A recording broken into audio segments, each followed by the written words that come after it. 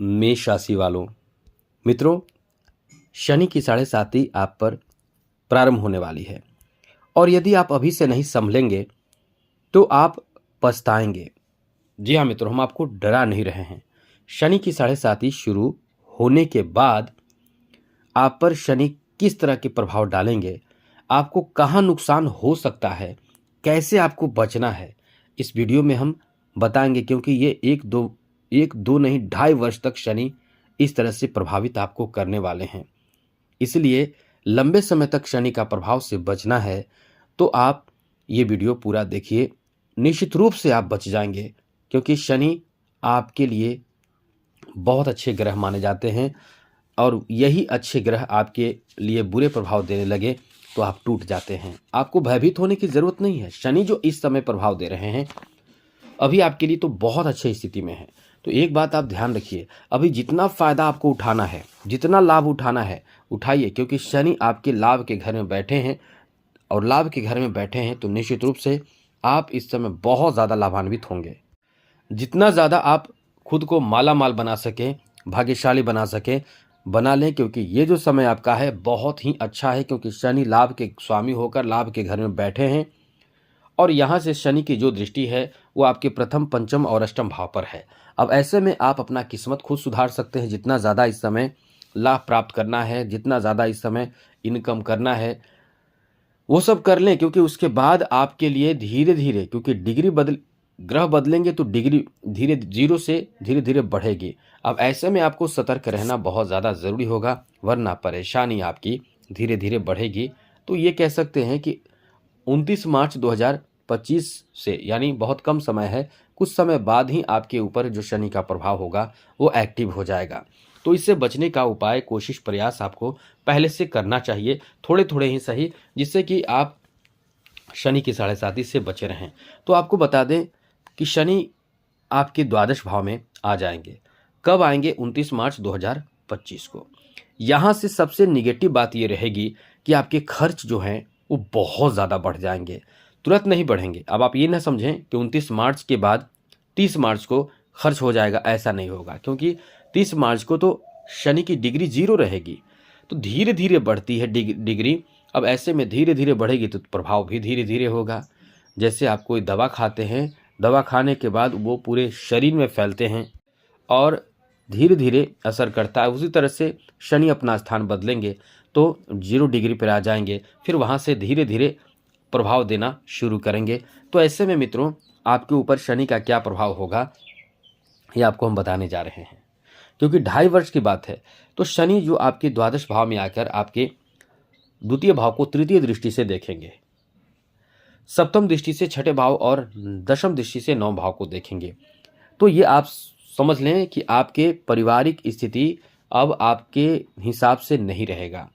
पारिवारिक कलह, पारिवारिक झगड़े होना शुरू हो जाएगा। ऐसा आप ये समझ लें कि शनि जहाँ देखते हैं वहाँ नुकसान करते हैं। इसलिए कभी भी पूजा पाठ भी आप शनि की करते हैं, शनि मंदिर में जाकर, तो आपको शनि के सामने, नज़रों के सामने होकर पूजा पाठ नहीं करना है, नहीं करना चाहिए। थोड़े से ही सही, लेकिन आप लेफ्ट रहें या राइट रहें, वो भीड़ के हिसाब से आप पूजा करें, लेकिन कभी भी सामने होकर पूजा नहीं करनी चाहिए। क्योंकि शनि की दृष्टि जहाँ पड़ती है वहाँ बहुत बुरा होता है। इसलिए शनि की दृष्टि आप पर ना पड़े, इसलिए आप पूजा करें तो थोड़े संभल कर रहें।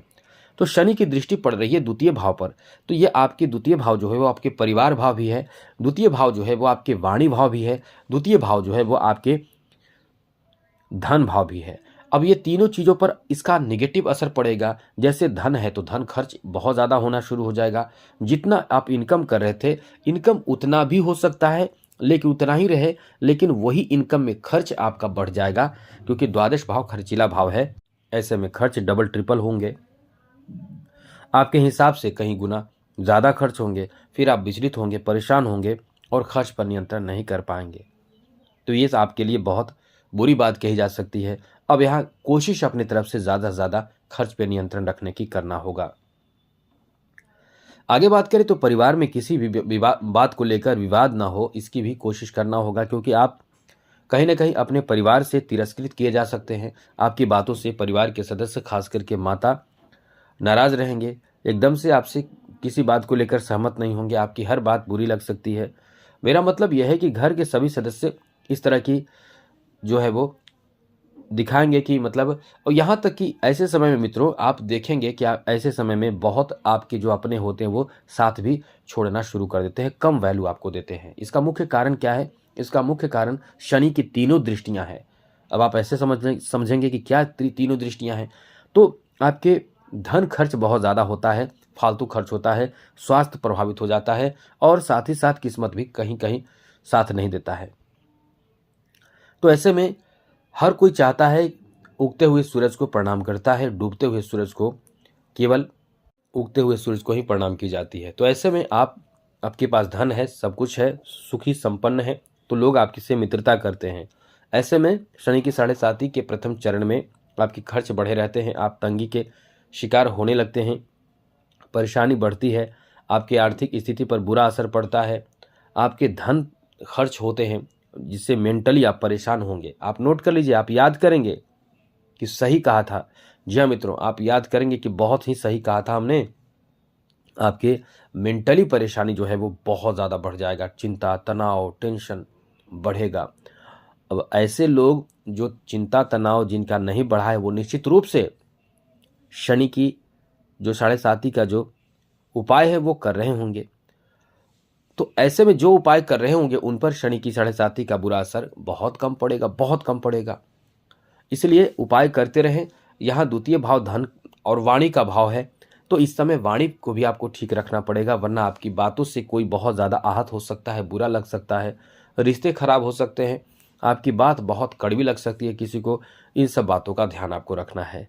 साथ ही साथ स्वास्थ्य का ध्यान रखना है, और कोई ऐसे कार्य में आप उलझ न जाएं जिससे कि आपके स्वास्थ्य की चिंता ना हो, आपके केवल पैसे कमाने की चिंता हो, और पैसे कमाते कमाते आप इतना बीमार हो जाएं कि सारे पैसे वही फिर खर्च होने लगेंगे। तो ऐसे में बैलेंस बनाकर आपको चलना चाहिए, क्योंकि 6ठे भाव पर दृष्टि पड़ रही है, पड़ेगी 29 मार्च से, तो फिर स्वास्थ्य पर बुरा असर पड़ेगा। तो ऐसे में स्वास्थ्य पर बुरा ना असर पड़े, इसके लिए स्वास्थ्य का भी ध्यान रखना है और उपाय भी करते रहना है शनि का। आगे बात करें तो मित्रों, इस समय आपको कर्ज लेने से भी बचना होगा, और साथ साथ बहुत ज़्यादा रिस्क लेने से भी बचना होगा।